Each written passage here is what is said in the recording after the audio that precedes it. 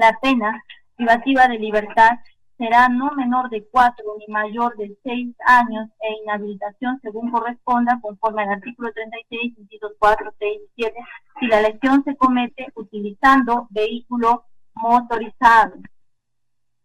arma de fuego, estando bajo el contexto de drogas tóxicas, estupefacientes, sustancias psicotrópicas,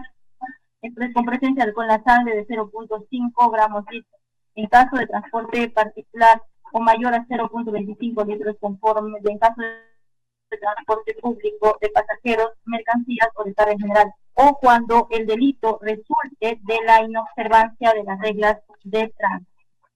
El delito de homicidio culposo agravado, previsto y penado en el tercer párrafo del artículo 111 del Código Penal, concordante con la circunstancia agravante contenida en el segundo párrafo y la conducta base del primer párrafo de la misma norma penal, que prescribe lo siguiente: el que por culpa ocasiona la muerte de una persona, la pena será no menor de 1 ni mayor de 4 años cuando sean varias las víctimas del mismo hecho. La pena será no menor de 4 ni mayor de 8 años si la muerte se comete utilizando un motorizado o cuando el delito resulte de la inobservancia de reglas del tránsito. Ahora bien, ambos delitos se presentaron en concurso ideal, figura jurídica que se encuentra previsto en el artículo 48 del Código Penal, que a la letra dice: cuando varias disposiciones son aplicables al mismo hecho, será reprimida hasta con el máximo de la pena más grave, pudiendo incrementarse esta hasta en una cuarta parte sin que en ningún caso pueda exceder de 35 años, citando a que reiterada jurisprudencia nacional ya establecido que en el concurso ideal de delitos rige el principio de aspersión, se selecciona el marco penal del delito más grave. Esta figura es propiamente una causal de incremento de punibilidad. El incremento es de una cuarta parte tanto en el mínimo cuanto en el máximo de la pena. Se produce entonces un nuevo espacio punitivo y después, según se trate de un tipo base o un tipo agravado, se aplicará el sistema de tercios o escalonado de conformidad a lo establecido en el Acuerdo Plenario 1-2023 TUIJ 112, recurso de casación 2061-2022 a libertad, sala penal permanente. Siendo así, en el presente caso se aplicará la pena del delito más grave, que en este caso viene a ser el de homicidio culposo agravado, debiéndose incrementar en una cuarta parte en ambos extremos, quedando el nuevo espacio punitivo conforme al siguiente detalle. La pena básica es de 4 a 8 años, de conformidad a lo establecido en el tercer párrafo del artículo 111. El incremento en cada extremo es de 4 años 1 año y de 8 años 2 años. El nuevo espacio punitivo quedaría entre 5 años hasta 10 años. Ahora bien, siendo el nuevo espacio punitivo no menor de 5 ni mayor de 10 años, estando que en reiterada jurisprudencia nacional se ha establecido que el tercer párrafo del tipo penal en mención contiene agravantes específicas como es la casación 473-2023, la libertad emitida por la Sala Penal Permanente de la Corte Suprema de Justicia, Fundamento Jurídico 12º, no resulta de aplicación el cálculo de pena por tercio, sino el cálculo de pena escalonado a que se refiere el Acuerdo Plenario 1-2023, es la CJ 112, determinación judicial de la pena, conforme al siguiente detalle: la pena establecida para el tipo penal agravado con el incremento por el concurso ideal es no menor de 5 ni mayor de 10 años. El espacio punitivo de pena es de 5 años. El número de agravantes del tipo penal agravado son 2 agravantes con vehículo motorizado e inobservancia de las reglas de tránsito. Por el valor cuantitativo de cada agravante específica, 1 año. El valor cuantitativo total por número de agravantes es 2 años. Pena concreta parcial teniendo como pena mínima en concurso ideal de 5 años, el valor cuantitativo de las 2 agravantes que se aplicarían al presente caso es 1 año por cada una, es 2 años, siendo que la pena probable final estivaría entre 7 años, no menor de 7 años. Por consiguiente, la pena probable a imponer al ciudadano David Matías Gómez Isidro, razonable y prudencialmente, sería de 7 años de pena privativa de libertad efectiva. Consecuentemente, la pena probable a imponerse siempre será superior a los 5 años de pena privativa de libertad, tanto más si en el caso que nos ocupa no se presentan causales de responsabilidad atenuada ni supuestos de responsabilidad restringida que señalan los artículos 21 y 22 del Código Penal. Tampoco se trata de un caso de delito en grado tentado y se refiere al artículo 16 del Código Penal. Por el contrario, se trata de un delito consumado, cumpliéndose así el presupuesto material de la prognosis de pena.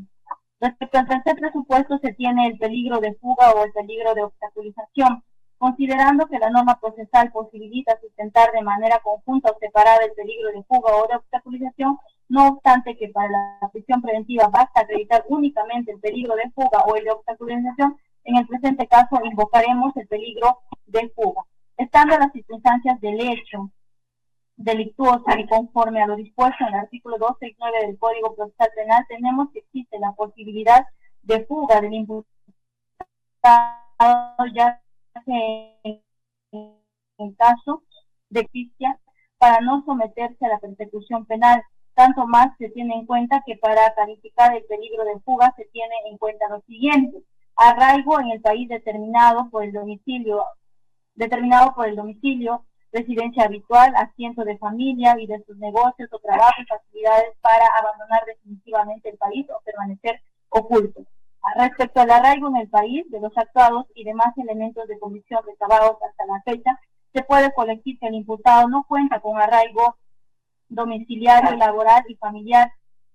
ya que ello no ha sido acreditado de manera objetiva. Si bien se dedicaría a ser chofer de la empresa de transportes logística MLT SAC, sin embargo no ha acreditado con un documento idóneo como su contrato laboral en copias certificadas, su reporte de ingreso y egreso a su centro de trabajo, no ha señalado si la empresa para la cual labora tiene su sede en la ciudad de Pingo María. Asimismo, si bien ha presentado copias simples de la partida de nacimiento de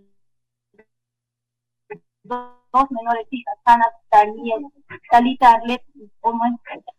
Isla y Janet Cristel Gómez Isla, y la copia de la que sería su conviviente, de su DNI de su conviviente Janet Isla Conciano, quienes tendrían su domicilio en el Quirón, Uruguay, 105, Centro Poblado Jancao, etapa 2, domicilio en el cual, según refirió el imputado, también sería ocupado por su persona. No obstante ello, al revisar su ficha de RENIEC, se advierte que éste registró como su domicilio el pueblo joven San Luis, sector 1, manzana B2, lote 6, en la ciudad de Huánuco, dirección que no corresponde a la dirección donde domicilian sus menores hijas y su conviviente. En consecuencia, el Ministerio Público considera que existe presunción evidente que jugará para eludir su responsabilidad y la acción de la justicia. Facilidades para abandonar el país o permanecer oculto, dado que su condición de imputado que no cuenta con arraigo, si bien fácilmente podría abandonar el país y podría en todo caso permanecer oculto en algún lugar en el interior del país. Respecto a la gravedad de la pena que se espera por el resultado del procedimiento, en el presente caso se espera alcanzar una pena superior a los 5 años, siendo evidente que por las máximas de la experiencia ante dicha posibilidad de privación de libertad, el procesado pretenderá jugar con el fin de no someterse a la persecución penal, dado que la pena que le espera como resultado de este procedimiento es una pena grave. La magnitud del daño causado y la ausencia de una actitud voluntaria del imputado para repararla. En el presente caso, para verificar la magnitud del daño causado, debe tenerse en cuenta que el imputado ha mostrado una actitud de desprecio a las normas jurídicas y a la vida humana, habiendo causado la muerte de uno de los agraviados y lesionado a 4 personas, sin que hasta la fecha haya mostrado actitud o ánimo de resarcimiento para reparar el daño causado y a los agraviados o a sus familiares, de tal manera que no ha resarcido de modo alguno las consecuencias de su actuar. Comportamiento del imputado durante el procedimiento se debe tener en cuenta para someterse a la persecución penal, que es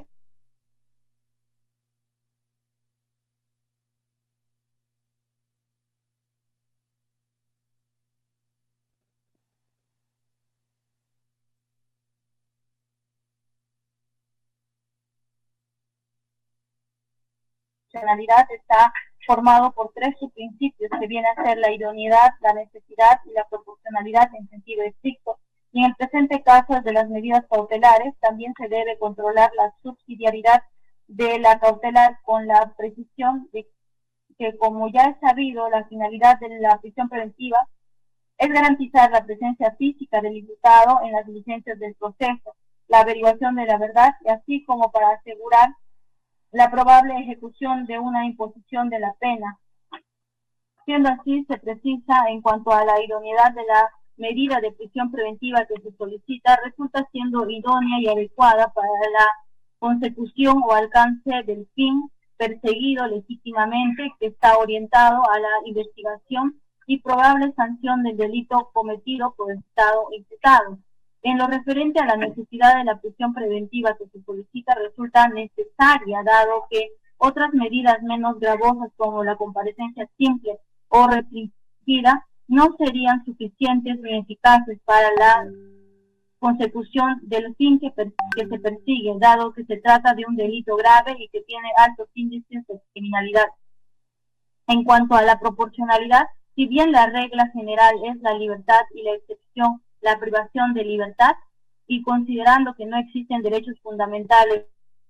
de naturaleza absoluta, luego de haberse efectuado un juicio de ponderación, en el caso concreto que nos ocupa, la medida de prisión preventiva resulta proporcional, teniendo en consideración el delito cometido, las condiciones personales del imputado respecto a los arraigos que se ha precisado que no han sido acreditados, y las razones que justifican la imposición de la medida como las consecuencias de tales hechos, dado que en esencia se busca el beneficio y eficacia del derecho fundamental de la sociedad a la tutela jurisdiccional efectiva mediante el proceso penal y el derecho a la sociedad de conocer la verdad de los hechos delictivos, por lo que resulta indispensable para los fines de en cuanto se está solicitando 9 meses de prisión preventiva, se debe tener en cuenta la cantidad o complejidad de las diligencias que faltan actuarse, siendo estas las que se indican en la disposición de formalización de investigación preparatoria.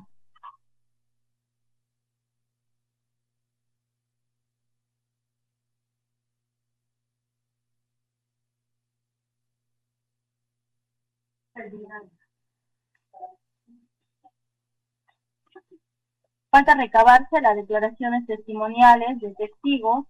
de las personas que han estado hospitalizadas, a quienes únicamente se les ha tomado una entrevista.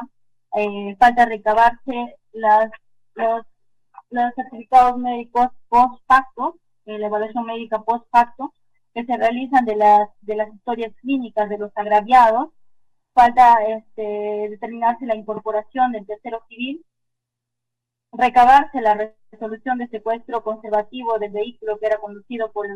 el imputado, entre otras diligencias.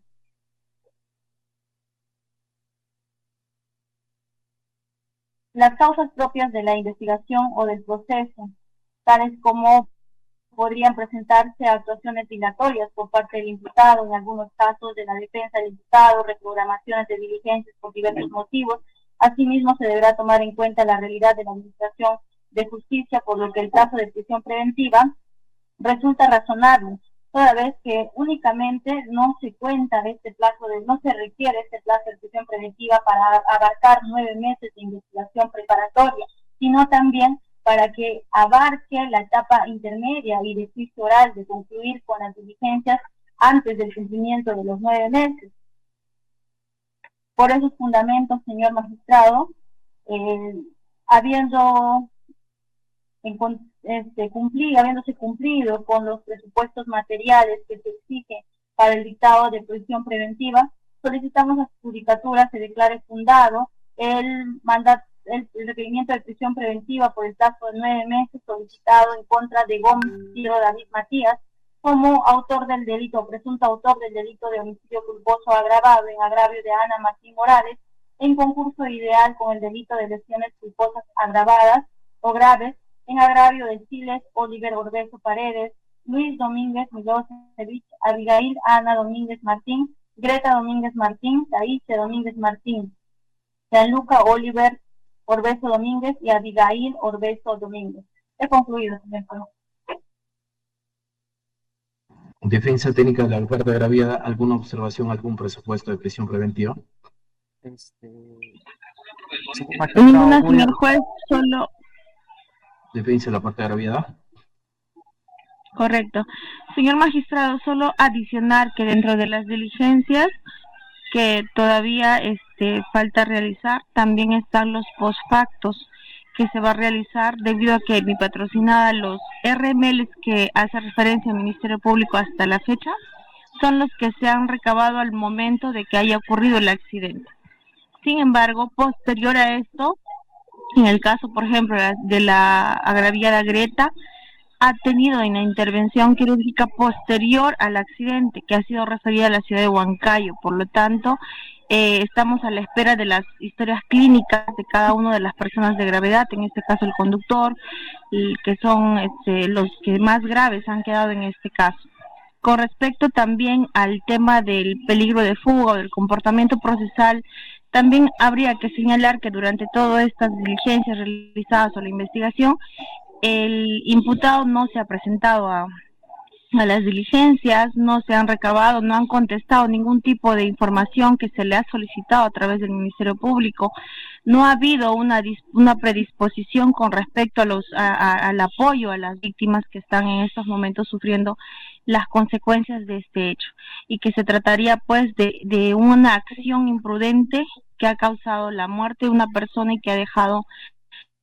una familia entera afectada, no solamente en la salud, sino también económicamente. Señor juez, se tome en cuenta. Gracias.